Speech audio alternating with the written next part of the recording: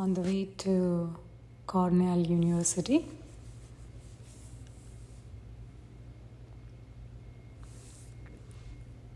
On the right side you see Welcome to Cornell University board. We are next to Botanical Gardens and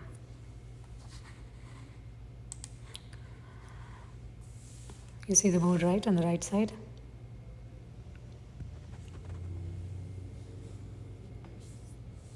So now let us visit the Sage Chapel at the resting place of Ezra Cornell, the founder of Cornell University.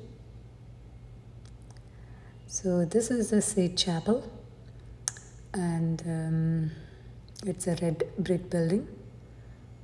Opposite to that building, chapel, we have a building by name Edmund Ezra Day Hall, which is building next to the chapel.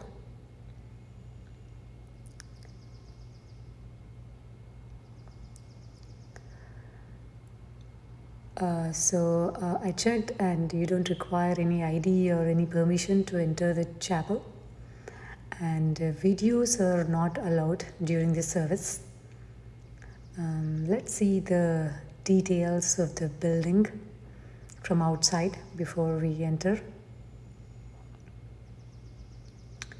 So I see some students. I see some students entering the chapel during the service. Today is Sunday, so the service is on.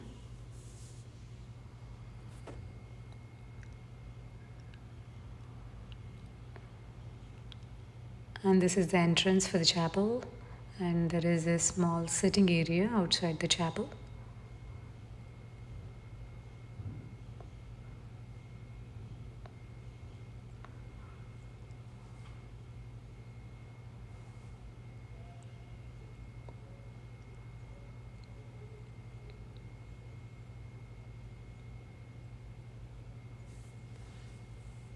Beautiful gardens. And this is the side view of the chapel.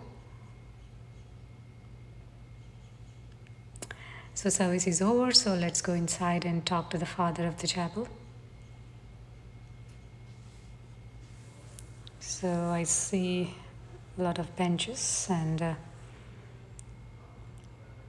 glass paintings, and these are the music section. And if you see, I think this is the resting place of the founders. Okay. So this is Sage Chapel, which was built in 1875, 10 years after the university was founded. It's named after Dean Sage, who was the major donor for the building of the chapel. It has been built in sort of a English style. The builder was the first dean of the architecture school, who was an Episcopal priest. Okay. In fact, the bust is at the door right there. All the depictions are primarily from the scriptures. All the stained glass windows are about important people, and mostly in the Christian tradition. Okay. Although there is a particular window over there, which is the civil rights window for a student and two friends that were murdered. Which one? Which one you're It's talking? over this direction. Civil rights? Civil rights. Ah, okay.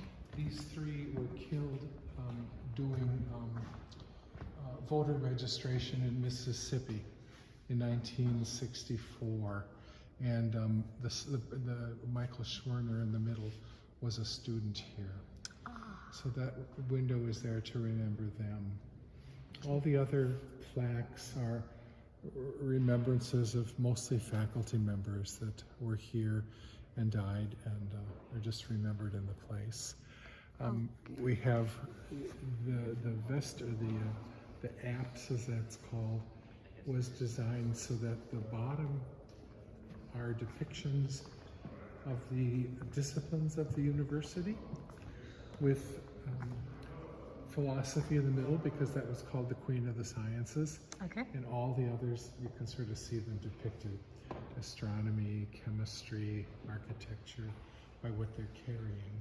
And then there's a man and woman on either side because the university was co-educational from its Oh, so beginning. that's the meaning. From the beginning, it is co-education. Oh, awesome. Yeah. Okay. So this is considered human wisdom. The down bottom, part. Okay, bottom part. Okay. The windows Uh-huh. are all from the scriptures, so it's referred to as divine wisdom. And then the angels at the top have to do with angelic wisdom. So they were put in kind of a three-tier placement here. Okay, and the middle is Jesus. No, actually, that's philosophy. No, the one with the cross. Up here, oh, that's the crucifix for the celebration of the mass here. Yep. Okay, Yep.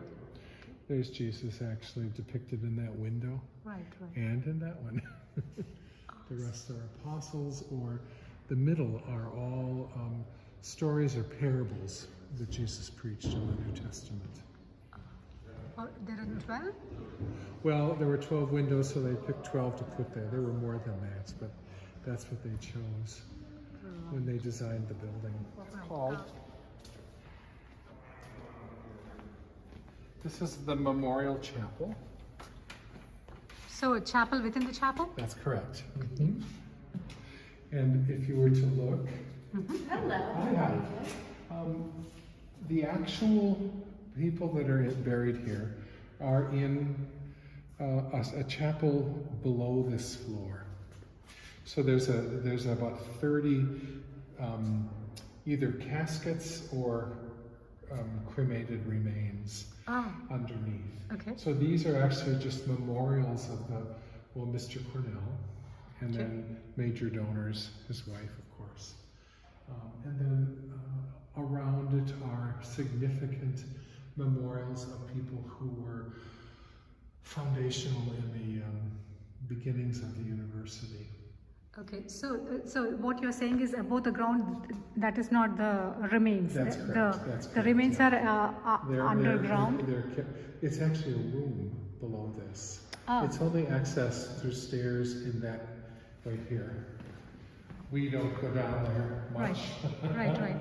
That's for safety reasons, but there's an entire, what would you call it? I like a crypt, I suppose. There's about 30. 30 of them? 30, yeah. Ah. Yeah. So he's the founder? He's the founder, that's correct. How do you say Edger? Ezra Cornell. Ezra, okay. Ezra, yeah. So that's a picture of him there. What's in the middle? The far one. See you can actually see the name by his feet. Oh, right. Ezra Cornell. Okay, the rightmost is the Ezra Cornell. That's him. And the middle is? These are people who were significant in the institution of universities that he admired. Oh. So John Harvard started Harvard. William of Wykeham, I think, was Oxford. Okay. These are Yale, another Yale. Right. Bodley was began the libraries at Oxford, I think they were. Right. John McGraw was a friend of his that was a major investor in the university and one of the first trustees. Okay. And Mr. McGraw's daughter, I think, is here, and his wife over there.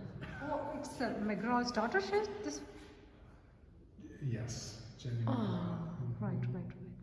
And here we have someone else. Well, it's interesting. There's 3 women, which was quite surprising at the time. All of them had supported the foundation of universities either here or in Europe, except of course Jane McGraw, who was instrumental in the foundation. And of this they're university. holding the churches in the hands. What is it? Those are probably the chapels of the universities that they were founding. Associated. Okay. Yeah, right. Awesome. Yeah, it's quite something. And then there's a few others that are here and there. Not that I know all of them, but these are actually just women's saints. St. Clare, St. Mary, and Saint. St. Lucy, yeah. I don't know the reason for those, but there they are. Okay. And these were Protestant reformers. Okay. So this was set up as well, they think it's an ecumenical church. It's really a Protestant church that's used by a lot of people. Yeah. So, and at this moment in the history, we're here more than anybody because we have the largest community for Sunday worship.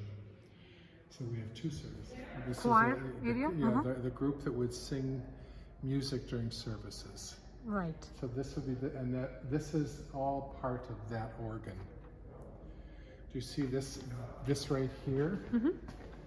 This is the kind of the control for the organ, which is all there and all the way back to the window, all the pipes.